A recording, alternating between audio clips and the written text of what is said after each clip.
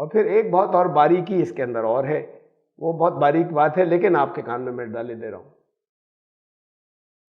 اسرائیل کہتے ہیں خدا کا بندہ، یہ لٹرل ترجمہ ہے اسرائیل کا۔ اسرائیل کا لفظی ترجمہ ہے، یہ عبرانی زبان کا لفظ ہے خدا کا بندہ۔ بنی اسرائیل، اے خدا کے بندوں کی اولادو، یہ تو بنی اسرائیل تو سب ہو گئے لفظی معنوں میں، دنیا کے سارے انسان جو بندہ اپنے آپ کو مانے، تو خطاب ڈائریکٹ بھی ہم سے ہے۔ یہ ایک الگ باریکی ہے کہ ہم سے ڈائریکٹ بھی خطاب ہے، لیکن بہرحال بنی اسرائیل ایک ٹائٹل ہے جیسے ساری دنیا جانتی ہے قوم کو، ہم اس کو ذہن میں لے کر چلے۔ جو کچھ ان سے کہا جا رہا ہے وہ ہمیں سنا کر کہا جا رہا ہے، ہمیں سنا کر کہا جا رہا ہے، ہم بے تعلق نہیں ہو سکتے اس سے۔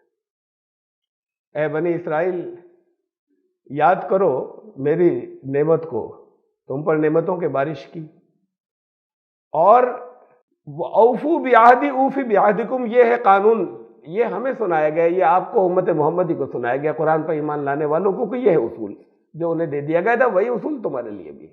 جو عہد، جو وعدہ انہوں نے مجھ سے کیا تھا وہ پورا کریں، تو پھر میں نے جو وعدے کیے تھے میں وہ پورا کروں۔ یہ دو طرفہ بات ہے، یک طرفہ نہیں چلے گی۔ اللہ کے ساتھ میں قرآن نے جگہ جگہ سودا کہا ہے، ٹریڈ، سودا، تجارت کرو۔ ان اللہ اشتری من المؤمنین انفسهم واموالهم بان لهم الجنہ، اللہ نے خرید لیے تمہارے جان اور مال جنت کے بدلے میں، ایمان لانے والوں کے، ایمان لانے والوں نے بیچ دیا، تجارت ہو گئی۔ اگر نہیں بیچے تو وہ جنت نہیں خریدی، اگر بیچ نہیں دیے تھے، اپنا سمجھے ہوئے تھے، اپنی مرضی ہی سے خرچ کرنا تھا، کسٹوڈین بھی تمہیں بنا دیا کہ رکھ تو اپنے پاس رکھو، اپنے اوپر بھی خرچ کر لینا ہے، اجازت جتنی وہ اس کے رولز بتا دیے، لیکن اپنا مت سمجھنا، اپنا سمجھا تو پھر وہ سودا گیا۔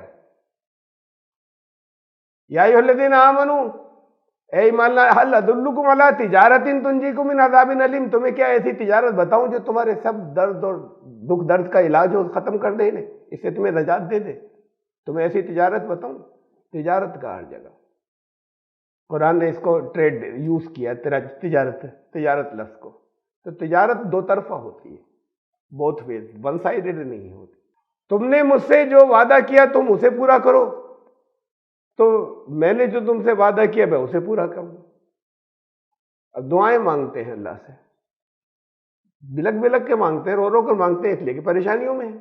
اے اللہ یہ بھی کر دے ہمارے لیے، یہ بھی کر دے، یہ بھی سن لے، یہ بھی سن لے، ہمیں آپ کی کچھ نہیں سننی ہے، منہ سے نہیں کہتے لیکن بات یہی ہوتی ہے۔ قرآن نے کہا اجیب دعوت الداع اذا دعان فلیستجیبوا لی، میں اجیب جواب دیتا ہوں، اقبلو نہیں کہا، میں قبول کرتا ہوں نہیں کہا ہے، ترجمہ کر لیتے میں قبول کرتا ہوں، ہر جگہ یہی تقریباً سارے لوگ یہی ترجمہ کر لیتے، اجیبو میں جواب دیتا ہوں، اجیب دعوت الداع اذا دعان، ہر پکارنے والے کی پکار کا جواب دیتا ہوں، فلیستجیبوا لی، وہ بھی تو ریسپونڈ کریں، میں جو کچھ پھر جواب دیا اس پر وہ بھی تو کچھ ٹس سے مس ہو، یہ نہیں کرنا ہے۔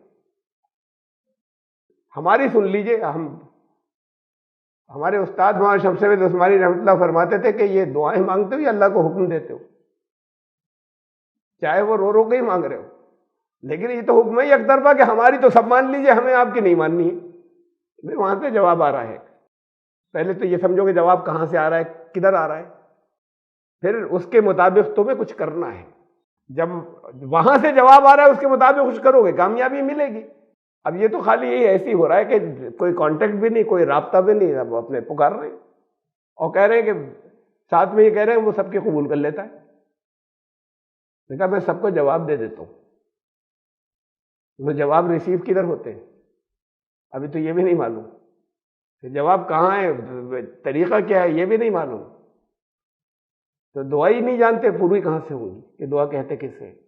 میں یہ بتا رہا تھا دو طرفہ باتیں ہیں، یک طرفہ نہیں ہے کہ آپ نے ادھر سے کہا وہ مان لے، وہ جو کچھ کہہ رہا ہے وہ آپ سن لیجئے، اس کے مطابق عمل کر لیجئے۔ ایسے ہی ایک عہد کیا، وہ عہد بھی دو طرفہ ہیں، ایک طرف کا وعدہ نہیں ہے کہ تم میرے محبوب ہو گئے، تمہارے لیے یہ کر دوں گا، یہ کر دوں گا، یہ کر دوں گا، نہیں، تب ہو گئے محبوب، تم ایسا کرو، ایک ایگریمنٹ ہے، تم یہ کرو، میں اپنی طرف سے کچھ، میری طرف سے کچھ آفر ہے، میں اسے پورا کروں گا، یہ دونوں ساتھ چلیں گے، ایک بات، ایک یک طرفہ بات نہیں ہوگی۔ وَإِيَّايَ فَارْهَبُونِ، اور مجھ سے ہی ڈرنا۔ یہ جو ڈرنا لفظ رہب، ایک الگ الگ ڈرنے کے مفہوم، جسے ہم اردو میں ڈرنا کہہ دیتے ہیں، اس کے لیے الگ الگ الفاظ آتے ہیں۔ خوف ایک ہے، رہب، رہب کہتے ہیں ایسے ڈرنے کو جس میں احتیاط شامل ہو۔ آگ سے ڈرتے ہیں، کہیں اگر آگ لگ جائے اور پھیلتی چلی جائے، ڈرتے نہیں ڈرتے؟ اسے رہب کہتے ہیں کہ یہ احتیاط کہ کہیں آگ نہ لگ جائے، ہم چنگاری رات کو جلتا ہوا چھوڑ نہیں دیں، رات کو کوئی جلتی ہوئی چیز نہیں چھوڑ دیں، بجھا کر سوئیں، آف کر کے سوئیں۔ یہ احتیاط اس ڈر سے ہے کہ کہیں اسپارکنگ نہیں ہو جائے، آگ نہیں لگ جائے، اس لیے کہ آگ سے ڈر رہے ہیں۔ تو وہ ڈر جو ہے جس کے اندر احتیاط شامل ہو کہ کہیں یہ نقصان نہ پہنچ جائے، تو اس کے احتیاط کر لیں، اس کو کہتے ہیں رہب۔ وَإِيَّايَ فَارْهَبُونِ، میری نافرمانی کے جو برے انجام ہوں گے ان سے احتیاط کر لو۔ تو صرف مجھ سے ہی ڈرنا کا مطلب یہ صرف میری نافرمانی سے تمہیں نقصان اصل میں پہنچیں گے، پھر کہیں اگر اس کی سیکیورٹی تم نے لے لی تو پھر کہیں کوئی اور نقصان نہیں پہنچا سکے۔ وَإِيَّايَ فَارْهَبُونِ، صرف مجھ سے ہی ڈرنا۔ یہ بنی اسرائیل سے عہد کیا کیا تھے، قرآن نے چند جگہ بتایا ہے، وعدے کیا تھے، یہ ہمیں معلوم ہونا چاہیے، آپ کو معلوم ہونا چاہیے، خالی اتنے نہیں کہ تم میرا وعدہ پورا کرو میں تمہارا وعدہ پورا کروں، کچھ میں نے بھی وعدے کیے تھے، کچھ تم سے کہا تھا کہ تمہیں کیا کرنا ہے۔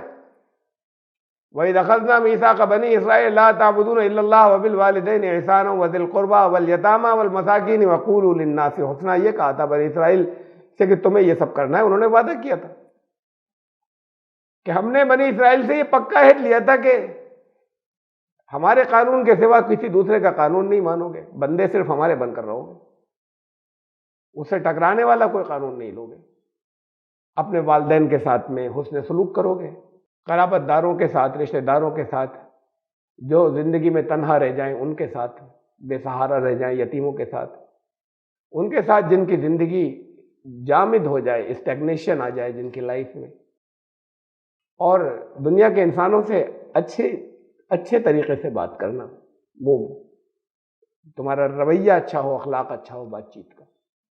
ہم نے یہ بنی اسرائیل سے فرمایا عہد لیا تھا۔ اور کیا تھا؟